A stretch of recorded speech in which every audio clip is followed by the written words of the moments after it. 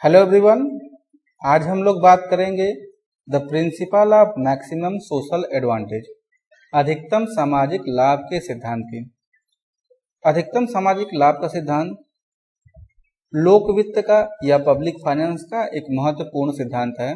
यह सिद्धांत हमें बताता है कि सरकार की सार्वजनिक आय और सार्वजनिक व्यय की वह कौन सी सीमा होगी जिससे समाज को अधिकतम लाभ प्राप्त होगा। तो आइए आज हम इसे शुरू करते हैं। अधिकतम सामाजिक लाभ का सिद्धांत, जिसे राजस्व का आधुनिक सिद्धांत भी कहते हैं, यह सिद्धांत हमें बताता है कि राज्य की वित्तीय नीति कैसी होनी चाहिए। सर्वप्रथम पिगू ने अपनी पुस्तक अ स्टडी इन पब्लिक फाइनेंस में न्यूनतम कुल त्याग का सिद्धांत principle of least aggregate sacrifice में यह बताया कि राजस्व की नीति सबसे अच्छी वह है जिसमें करारोपण से समाज को न्यूनतम त्याग करना पड़े। एक्चुअली होता क्या है कि जब सरकार सार्वजनिक व्यय करती है, जैसे सड़क बनाती है, पुल बनाती है, एजुकेशन फैसिलिटीज देती है, मेडिकल फैसिलिटी देती है, तो समाज को लाभ प्राप्त होता है। वहीं जब सरकार आय प्राप्त करती है करारोपण के द्वारा, फीस, फाइन, पेनल्टी आदि के द्वारा, तो समाज को त्याग करना पड़ता है। तो पिगू कहते हैं कि सबसे अच्छी राजस्व नीति वह है जिसमें जब सरकार कर ले तो समाज को सबसे कम त्याग करना पड़े। अब इसी सिद्धांत को आधार बना के principle of least aggregate sacrifice वाले सिद्धांत को डाल्टन ने आधार बना के अधिकतम सामाजिक लाभ के सिद्धांत बनाया है, जिसे बाद में पिगू ने अधिकतम कुल कल्याण का सिद्धांत भी कहा है। प्रोफेसर आर्यन भार्गवा ने इसे राजस्व का सिद्धांत कहा है। तो आइए इस सिद्धांत को हम समझने का प्रयास करते हैं। यह आपके एग्जाम के लिए बहुत ही इंपॉर्टेंट है और इसे आप ध्यान से देखेंगे तो आराम से इसे आप समझ भी लेंगे। तो जो सार्वजनिक क्रियाएं होती हैं, सार्वजनिक क्रियाओं से आशय क्या होता है? सार्वजनिक व्यय और सार्वजनिक आय। इसके अलावा भी बहुत सारी क्रियाएं होती हैं, लेकिन हम मुख्य रूप से इस सिद्धांत में इन्हीं दोनों पर चर्चा करेंगे। सार्वजनिक व्यय, जिसे हम लोग पब्लिक एक्सपेंडिचर कहते हैं, सार्वजनिक आय, जिसे हम लोग पब्लिक रेवेन्यू कहते हैं। तो जब सरकार सार्वजनिक व्यय करती है, अर्थात लोगों के कल्याण करने के लिए किसी सड़क का निर्माण किया, किसी ब्रिज का या पुल का निर्माण किया, किसी महाविद्यालय का निर्माण किया, विद्यालय का निर्माण किया, मेडिकल फैसिलिटी खोली, तो इससे क्या होगा? समाज में लाभ होगा, सामाजिक लाभ होगा, सोशल बेनिफिट होगा। अब इस सोशल बेनिफिट की माप के लिए हम जो यहाँ पे इस्तेमाल करेंगे उसको हम बोलेंगे सीमांत सामाजिक लाभ। सीमांत सामाजिक लाभ, जिसे इंग्लिश में बोलते हैं मार्जिनल सोशल बेनिफिट, शॉर्ट में बोलेंगे MSB। इसका आशय यह हुआ कि जब सरकार एक अतिरिक्त इकाई सार्वजनिक व्यय करती है तो उससे कुल सामाजिक लाभ में क्या परिवर्तन होता है, उसे हम लोग सीमांत सामाजिक लाभ या मार्जिनल सोशल बेनिफिट कहेंगे। जैसे सरकार ने 100 रुपया व्यय किया था, 100 रुपये व्यय करने पे 95 रुपए के बराबर बेनिफिट मिल रहा है, लाभ मिल रहा है। 101 रुपये व्यय करने पे, यानी 1 रुपया जब उसने व्यय किया तो लाभ क्या हो गया? 96 हो गया। तो 1 रुपया व्यय करने पर 1 रुपए के 1 इकाई के बराबर सामाजिक लाभ में वृद्धि हुई, और इसी को हम बोलते हैं सीमांत सामाजिक लाभ। सीमांत शब्द आपने माइक्रो इकोनॉमिक्स में पढ़ा होगा, ठीक वही मतलब यहाँ पर भी है। वहीं जब सरकार सार्वजनिक आय प्राप्त करने के लिए कर लगाएगी, टैक्स लगाएगी, पेनल्टी लगाएगी या फाइन लगाएगी या किसी प्रकार का यूजर चार्ज लगाएगी, तो समाज को क्या होगा? कष्ट होगा, यानी समाज को त्याग करना पड़ेगा। और इस त्याग को मापने के लिए हम जिस शब्दावली का प्रयोग करेंगे उसका नाम है सीमांत सामाजिक त्याग, जिसे इंग्लिश में बोलते हैं मार्जिनल सोशल सैक्रिफाइस। तो एक बहुत बड़ा प्रश्न यह उठता है कि किस सीमा तक सरकार को सार्वजनिक व्यय करना चाहिए और किस सीमा तक सरकार को करारोपण करना चाहिए। क्योंकि जब सरकार व्यय कर रही है तो समाज को लाभ प्राप्त हो रहा है, वहीं जब आय लेने के लिए कर लगा रही है तो समाज को त्याग करना पड़ेगा। तो अधिकतम सामाजिक लाभ का सिद्धांत हमें यह बताता है कि जिस बिंदु पर हमारा सीमांत सामाजिक लाभ हमारे सीमांत सामाजिक त्याग के बराबर हो जाता है, उसी बिंदु तक हमें क्या करना चाहिए, सार्वजनिक व्यय और सार्वजनिक आय की क्रिया करनी चाहिए, जिससे समाज को अधिकतम लाभ प्राप्त होगा। तो आइए अब इसी सिद्धांत को हम डिटेल में एक बार टेबल के द्वारा और एक बार डायग्राम के माध्यम से समझने का प्रयास करते हैं। तो डाल्टन क्या कहते हैं? डाल्टन के अनुसार राजकीय व्यय प्रत्येक दशा में उस सीमा तक बढ़ते रहना चाहिए जब तक कि इस व्यय से उत्पन्न होने वाला संतोष, जिसे हम लोग MSS या मार्जिनल सोशल बेनिफिट MSB कह रहे थे, करारोपण से उत्पन्न होने वाले असंतोष MSS या मार्जिनल सोशल सैक्रिफाइस के बराबर न हो जाए। यानी जहां पर MSS और MSB आपका बराबर हो गया, वही सीमा आदर्श सार्वजनिक व्यय और करारोपण की सीमा है। तो इस टेबल में देखिए ये इकाइयां दी हुई है सार्वजनिक व्यय और सार्वजनिक आय की। जब सरकार 1 इकाई करारोपण लगाएगा तो MSS मार्जिनल सोशल सैक्रिफाइस या सीमांत सामाजिक त्याग कितना होगा, 50 इकाई के बराबर होगा। जब दूसरा इकाई टैक्स लगाएगा तो क्या होगा, सामाजिक त्याग आपका सीमांत सामाजिक त्याग 55 इकाई, तीसरे पे 60 इकाई, चौथे पे 65 इकाई, पांचवें पे 70 इकाई और छठवें पे 75 इकाई। यानी जैसे जैसे अतिरिक्त करारोपण लगाया जा रहा है सरकार के द्वारा, सीमांत सामाजिक त्याग या मार्जिनल सोशल सैक्रिफाइस बढ़ रहा है। जैसे जब सरकार आपसे 50 रुपए टैक्स लेगी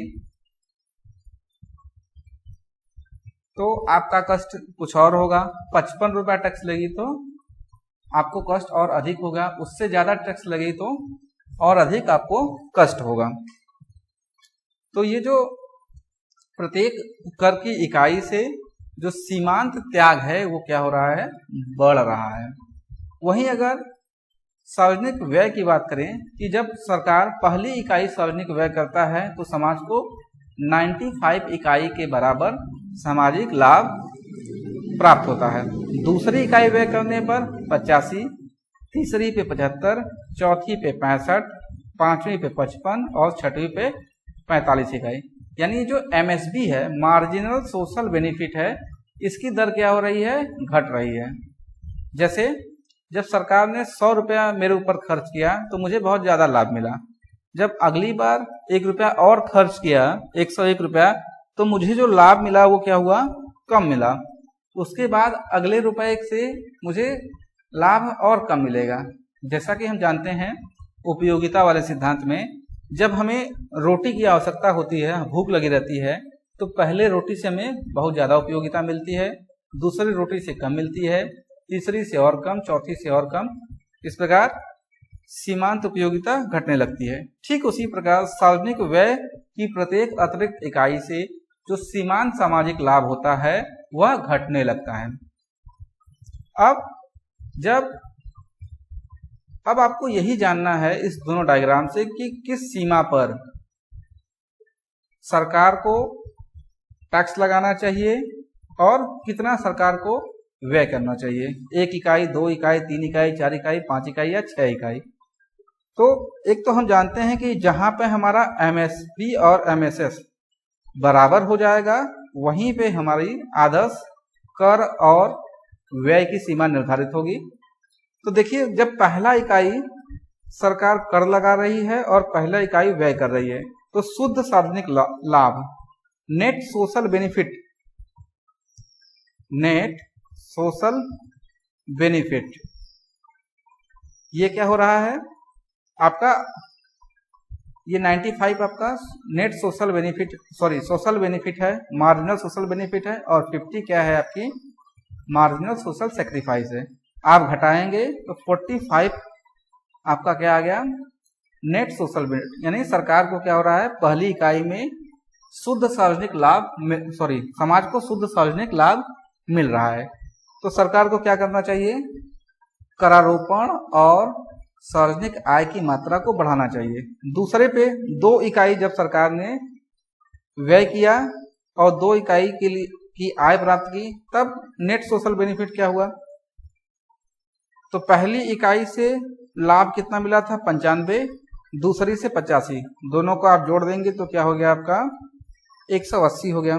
यानी सोशल बेनिफिट कितना हो गया, टोटल सोशल बेनिफिट 180 और टोटल सेक्रीफाइस कितना हो गया 50 और 55 आपने जोड़ा 105, घटा देंगे तो 75 हो जाएगा। इसी प्रकार से 3 इकाई से मिलने वाला कुल सामाजिक लाभ क्या हो जाएगा 95, 85 प्लस 75, यानी ये आपका हो गया 255, और लाभ कितना हो गया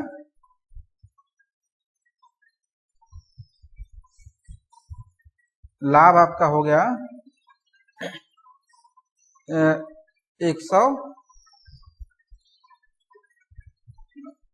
105 में से आपने 165 दिया, आप घटा के कर लीजिएगा, जो ओरिजिनल कैलकुलेशन आएगा वही यहाँ लिख दीजिएगा।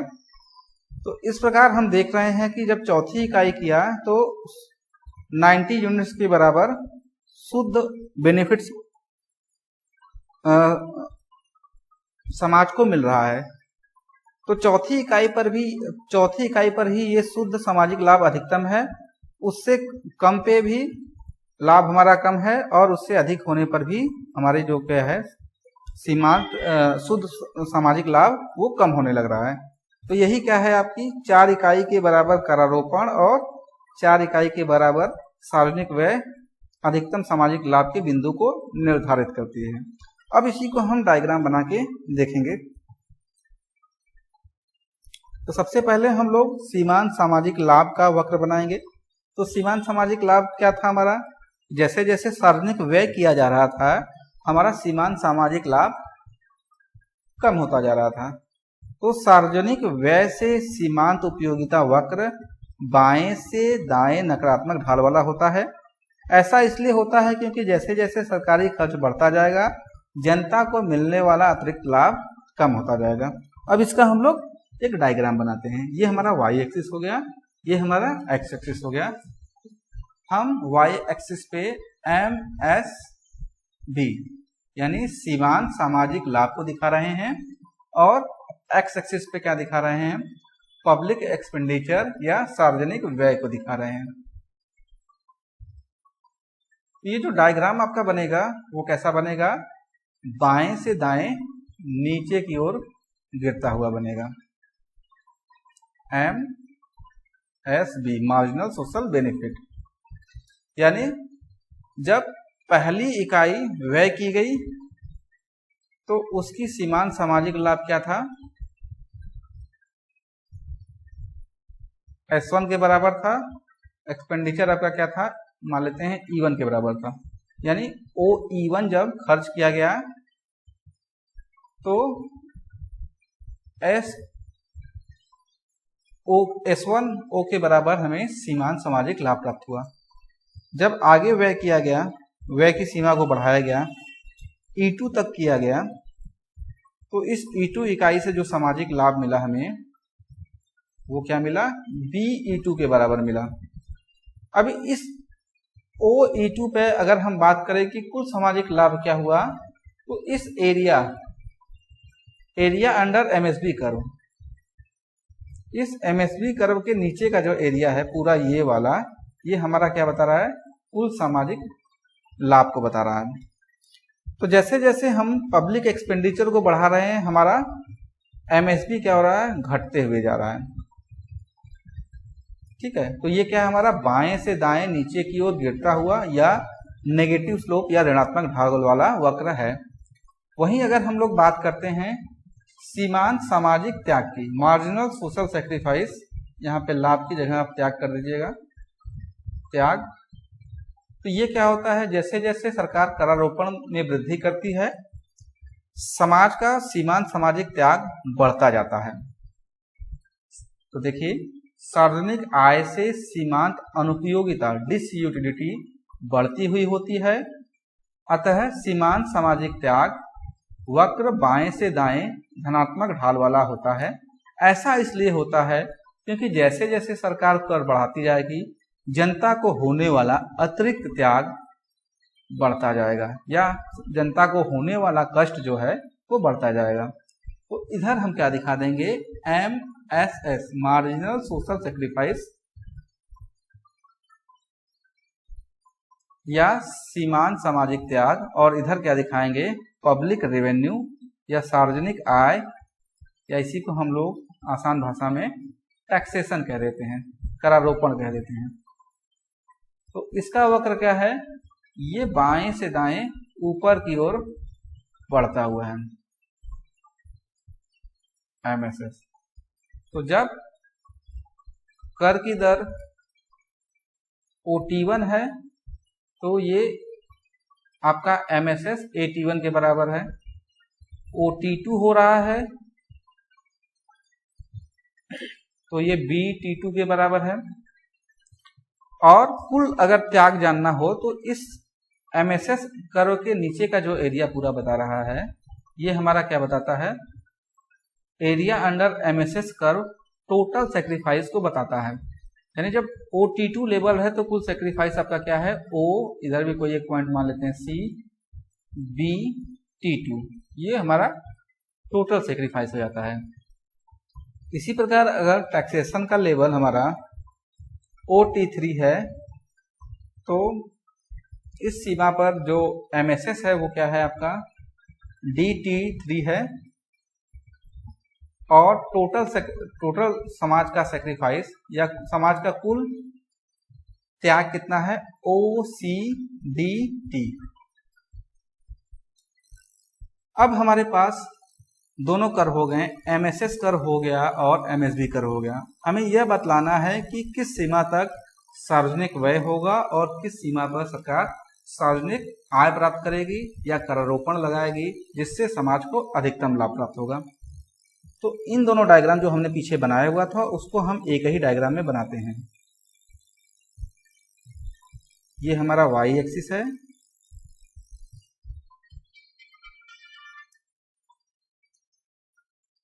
और ये हमारा X एक्सिस है। इधर हम दिखाते हैं MSS और MSB, दोनों को हम Y एक्सिस पे दिखाते हैं, और X एक्सिस पे पब्लिक एक्सपेंडिचर और पब्लिक रेवेन्यू को या टैक्सेशन को दिखाते हैं। ये जो हमारा कर्व बाएं से दाएं की ओर था, ये हमारा था MSB मार्जिनल सोशल बेनिफिट या सीमांत सामाजिक लाभ का बिंदु, और हमारा जो MSS कर्व है वो क्या है, इस प्रकार से है।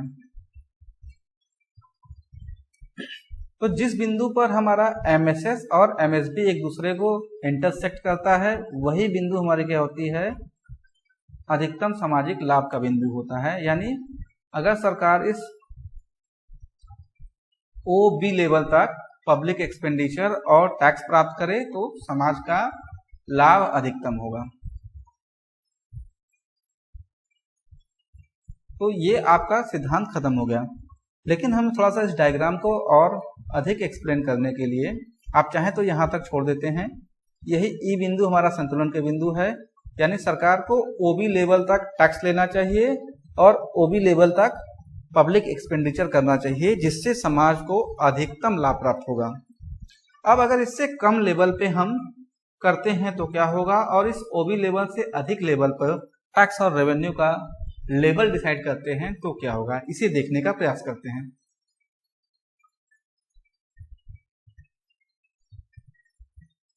इसको हम मान लेते हैं S। तो पहले हम देखते हैं, अगर OB से कम, आप यहां तक खत्म कर सकते हैं लेकिन मैं इसको समझाने के लिए थोड़ा सा और ले जा रहा हूं। ये मान लेते हैं OA लेवल तक हमने क्या किया, सरकार ने डिसाइड किया कि सरकार का जो पब्लिक एक्सपेंडिचर और टैक्सेशन का लेवल है वो क्या है, OB है, सॉरी OA है। At OA level of public expenditure and taxation, अर्थात OA स्तर तक सार्वजनिक व्यय और करारोपण होने पर क्या होगा। तो यहाँ पे हमें ये जानना होगा कि MSS इसको क्या बोलते हैं, सीमांत सामाजिक त्याग कितना है। तो यहां से हम एक लाइन ड्रॉ करते हैं इस OA लेवल से, ये MSS वक्र को जहां पे कट करेगा वही त्याग बताएगा। इसको हमने कह दिया S1, इसको मान लेते हैं हम लोग कह देते हैं W, और इसको हमने कह दिया F। आप कुछ भी यहाँ पे पॉइंट रख सकते हैं नाम, कोई दिक्कत नहीं है। तो जो MSS है वो कितना हो गया, FA के बराबर। हमारा MSF यानी सीमांत सामाजिक त्याग FA के बराबर है। अगर टोटल सोशल सेक्रीफाइस की बात की जाए, टोटल सोशल सेक्रीफाइस अर्थात कुल सामाजिक त्याग कितना है, तो ये हमें मिलेगा area under MSS curve, MSS curve के नीचे का एरिया। तो ये यहां से यहां तक का जो एरिया है आप देख रहे हैं, ये वाला पूरा OWFA, यही क्या है, समाज के कुल त्याग को बता रहा है। OWFA समाज का कुल त्याग क्या हो गया, OWFA। अब MSB क्या है, इस OA लेवल पर MSB कितना है। जब आपने OA लेवल का पब्लिक एक्सपेंडिचर किया तो MSB यानी मार्जिनल सोशल बेनिफिट, सीमांत सामाजिक लाभ कितना है। तो इस A बिंदु से हम लोग एक लंब ऊपर की ओर बढ़ाएंगे, ये MSB कर्व को जहां पे कट करेगा वही हमारा सीमांत सामाजिक लाभ को बताएगा। इसको हमने मान लिया G। तो ये GA जो है ये क्या बता रहा है, हमारा सीमांत सामाजिक लाभ को बता रहा है। अब कुल सीमांत सामाजिक लाभ कितना हो गया, टोटल सोशल बेनिफिट कितना हो गया, कुल सामाजिक लाभ। तो ये हो जाएगा area under MSB curve, MSB curve के नीचे का एरिया। तो यहां से हम लोग एक लाइन इधर खींच देते हैं, इसको S2 नाम रख देते हैं। तो इस MSB कर्व के नीचे का एरिया, इसका नाम भी रख देते हैं WZ, इसका नाम Z रख देते हैं। यानी जब OA लेवल है तो इस MSB कर्व के नीचे का एरिया क्या है आपके पास, OZGA, ये आपका एरिया अंडर MSB कर्व है। अब देखते हैं कि शुद्ध लाभ कितना है, नेट सोशल बेनिफिट कितना आ रहा है। नेट सोशल बेनिफिट क्या आ जाएगा, तो ये OZGA बड़ा है हमारा और OWFA कम है, तो घटा लीजिए OZGA माइनस OWFA, यानी OZGA में से OWFA हमने माइनस कर दिया, तो हमारे पास क्या बचा, WZGF। ये हमारा क्या हो गया, शुद्ध सामाजिक लाभ है। तो जब OA लेवल है तो समाज में को लाभ अधिक हो रहा है, तो सरकार को क्या करना चाहिए, एक्सपेंडिचर और रेवेन्यू के लेवल को और आगे बढ़ाना चाहिए। अब मान लेते हैं ये तो हो गया पहला। दूसरे पे देखते हैं OB लेवल पे क्या होगा, at OB level of public expenditure and taxation. यहां पे क्या हो रहा है, तो सबसे पहले हमें देखना होगा MSB कितना है हमारा, है मार्जिनल सोशल बेनिफिट। तो मार्जिनल सोशल बेनिफिट क्या है, EB के बराबर है, और मार्जिनल सोशल सेक्रीफाइस भी आपका कितना है, ये भी EB के बराबर है। टोटल सोशल सेक्रीफाइस कितना हुआ, तो एरिया अंडर MSS कर्व क्या है आपका, OWEB।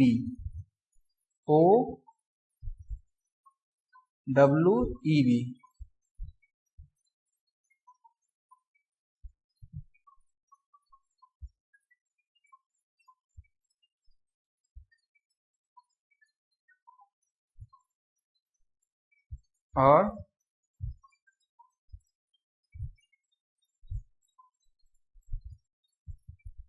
टोटल सोशल बेनिफिट ये कितना है आपका, ये आपका हो जाएगा OZEB।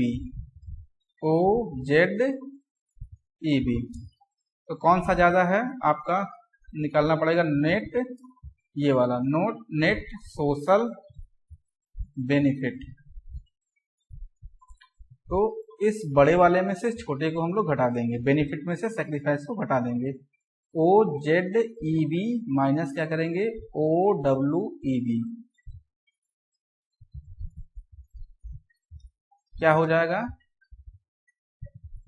आपके पास बच के आएगा WZE। और यही जो है मैक्सिमम आपका है, मैक्सिमम सोशल बेनिफिट यहीं पे है। इससे कम पे आपका मैक्सिमम नेट सोशल बेनिफिट कितना था, ये था आपका WZGF था। अभी क्या हो गया, इतना एरिया बढ़ गया है। इसके बाद अगर आप बात करेंगे तो क्या हो जाएगा, इसके बाद मान लेते हैं आपने OC लेवल ऑफ, ये आप खुद से करिएगा। जब आप OC लेवल डिसाइड करेंगे तब आपका MSB टोटल सोशल सेक्रीफाइस इसी प्रकार बताएंगे। तो आप देखेंगे कि ये वाला एरिया क्या बताएगा, हानि को बताएगा। ये इतना एरिया एक्स्ट्रा वाला, ये वाला जो एरिया है हानि को बताएगा, है ना। तो इस एरिया में से इसको निकालना पड़ेगा, तो आपके सोशल बेनिफिट में कमी हो जाएगी। आप इसको खुद से करके देखेंगे, समय बहुत ज्यादा हो जाएगा नहीं तो। HI है, इसी पे आप लगा के चेक करेंगे कि क्या सोशल बेनिफिट में, टोटल सोशल बेनिफिट में इंक्रीज हुआ है या कमी हुआ है। अगर इंक्रीज हुआ रहेगा तो इस बिंदु तक हम पब्लिक एक्सपेंडिचर और पब्लिक रेवेन्यू को लेकर जाएंगे, अन्यथा हम नहीं लेकर जाएंगे। तो जो आदर्श बिंदु है वो E बिंदु ही है आपका, यानी OB लेवल तक अगर सरकार सार्वजनिक व्यय और सार्वजनिक आय को निश्चित करती है तो यह अधिकतम सामाजिक लाभ के बिंदु को बतलाएगा। तो ये आपका, आप इसको छोड़ भी सकते हैं और सीधे यहां तक दिखा के समाप्त कर सकते हैं। फिर आगे हम लोग इस सिद्धांत की आलोचना की बात करते हैं। तो पहली आलोचना क्या है कि इसमें जो कल्याण और त्याग की माप है वो कठिन है। जैसे जब एक सड़क बनाई जाती है तो सभी व्यक्ति को इससे समान मात्रा में लाभ नहीं मिलेगा, सबको अलग अलग प्रकार का लाभ मिलेगा। हेल्थ की फैसिलिटी कोई दिया सरकार ने, जैसे कोई मेडिकल कॉलेज खोल दिया या मेडिकल फैसिलिटी प्रोवाइड कराया तो इसका भी हर लोगों को बेनिफिट अलग अलग मिलेगा। तो ये जो चाहे सामाजिक त्याग हो चाहे सामाजिक लाभ हो, ये दोनों क्या है, पर्सन टू पर्सन वेरी कर रही है, व्यक्ति से व्यक्ति अलग अलग हो रहा है और इसकी माप कर पाना बहुत ही मुश्किल है। थियरी में तो अच्छा लग रहा है लेकिन इसको माप कर पाना इसका बहुत ही कठिन है, तो ये इसकी एक कमी हुई। दूसरी कमी क्या है कि अगर कोई सरकार ने व्यय किया और इस व्यय का लाभ भविष्य में मिल रहा है तो भी इसकी जो हम लोग MSS और MSB की गणना कर रहे थे इसको निकाल पाना बड़ा मुश्किल हो जाएगा। तीसरी बात है कि अगर सरकार सार्वजनिक व्यय सार्वजनिक ऋण लेके करता है तभी यह सिद्धांत अप्लाई नहीं हो पाएगा, क्योंकि जब सरकार ऋण लेके करेगा तो लोगों को त्याग तो कुछ होगा नहीं, तब हम किसकी तुलना करेंगे। चौथी बात होती है कि यह केवल आर्थिक कारणों पर ही निर्भर नहीं करता बल्कि कुछ सामाजिक कारणों से भी प्रभावित होता है। अंतिम है कि प्रत्येक कर बोझ नहीं होता है, मतलब प्रत्येक कर से लोगों को टैक्स सैक्रिफाइस ही नहीं करना पड़ता है। जैसे कुछ समाज के लिए खराब चीजें होती है, जैसे शराब हो गया, शराब पर टैक्स लगाया जाता है तो इसे अच्छा माना जाता है क्योंकि इससे शराब के कंजम्पशन में कमी होगी और समाज को लाभ होगा। तो इस प्रकार ये हमने देखा अधिकतम सामाजिक लाभ का सिद्धांत। धन्यवाद।